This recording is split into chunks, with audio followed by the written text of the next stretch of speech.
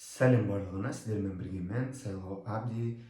Мен бұл каналда Америка Құрама Штаттары немесе Канадаға қалай баруға болады, оқуға болсын, қысқа мерзімді, ұзақ мерзімді жұмысқа қалай баруға болады, қалай ай сайын 2 миллион, 3 миллион теңгеден шексіз 10 миллион теңгеге дейін жалақы табыс табуға болады.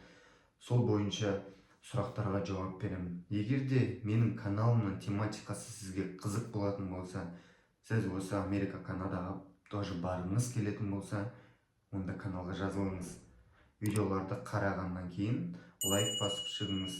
Астында комментарийға өзіңіздің ойларыңызды, сұрақтарыңыз бар болатын болса, пікірге қалдырыңыз, мен сізге жауап беруге тырысамын. Мен бұл каналда айтылатын қысқаша болсын кеңестерім сіздің өміріңізді өзгертуге, қолайлы жаққа қарай көмек береді деген ойдамын. Алып кеттік. Бүгін мен видеода жауап бергім келіп жатыр подписчигімнің сауалына. Ол кісі былай сұрайды: Америкаға барып қарыздарымды, кредиттерімді жаба аламын ба деген секілді, және де өмір сүруіме ақша жинап қайталамын ба деген секілді көпшілік адамдардың көкейінде жүрген осындай бір сұрақты қояды. Осы сұраққа жауап бергім келіп жатыр. Егер де сізді осындай нәрсе мазалайтын болса, яғни қарыздар, басқа да нәрселер менен, көп адамдар құтылғым келеді кредиттен кредитке дейді, яғни табысқа шыға алмай жүрмін деген секілді сұрақтарға. Көп адамдарда осындай. Сол себепті шетелге кетіп жұмыс жасағысы келеді, және ол мүмкін ба деген секілді нормальный сұрақ. В принципе, айтқым келетіні, сөз алдында адам кішкене қазір біз бастайын деп жатқан жұмыста үлкендеу планка қойған дұрыс. Себебі айтатыным, егер де біз сізге американский визаны немесе канадский визаны алып беретін болсақ, сіз тек қана кредит қарыздарыңызды жабу, басқа да нәрселер емес, ол сіз стабильный табыс дейді. Стабильный табыс деген ол кәдімгі ай сайын, жыл сайын определенно ақша болады табатын сіздің жұмысыңыз үшін. Соны стабильно алып отырып, ешқандай уайымсыз сондай нәрсеге жету. Ол не только ол қарыздан құтылу, ол яғни жақсы ақша табатын байлардың қатарына ену, соны білдіреді.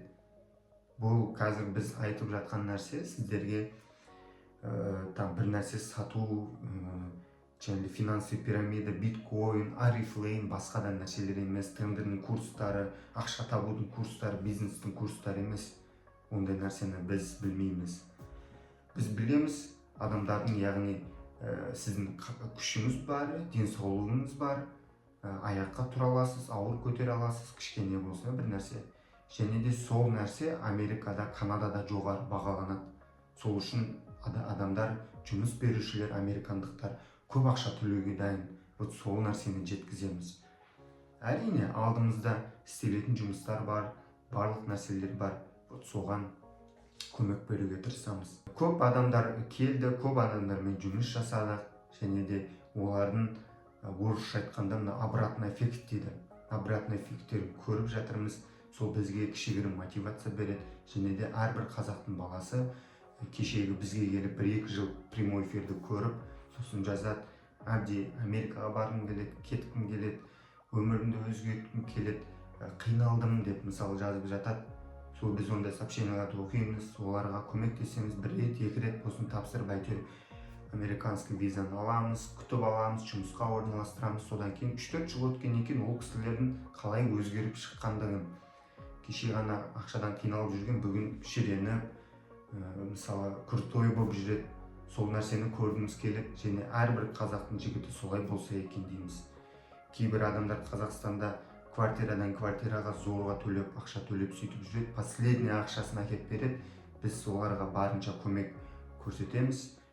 И 3-4 жыл өткеннен кейін двухэтажный, трехэтажный үй салып, машина алып, сондай бір эффектіне алып бізге айтып жатады: міне осындай жетістікке жеттім, мынандай болып жатыр, енді менің туысқаныма, осындай досыма көмектес деген секілді.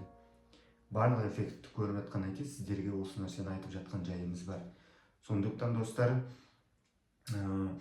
әрине барлығын түсінемін, бұл Америка деген отырған Россия бір жақын жер емес, алыс, басқа материк, басқа культура, адамдар басқа, барлық нәрселер сонда өзінің өзгешелік ерекшеліктері бар.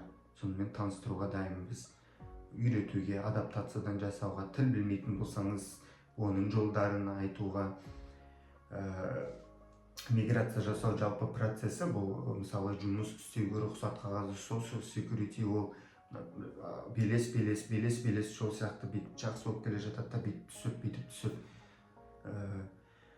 солардың барлығынан өткізіп, аман есен қолдарыңызға грин карталарыңызды алатындай жағдайға жеткізгіміз келеді. Көмек қажет болатын болса, Америкаға бару, басқа да нәрселер, ол не только там адамдар жазып жатыр, аэропорттан күтіп ал, жұмыс тауып бер, басқа да нәрселер бер деген секілді.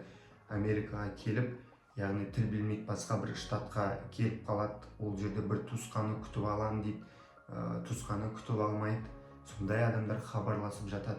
Олардың барлығына осындай көмек не аламыз, көрсетеміз. Сол себепті қазіргі таңда керек дені сау, жақсы, жас жігіттер болатын болса, вообще жақсы, үлкен кісілер болатын болса, енді максимально сіздерге көмектесеміз, бәрі жақсы болады.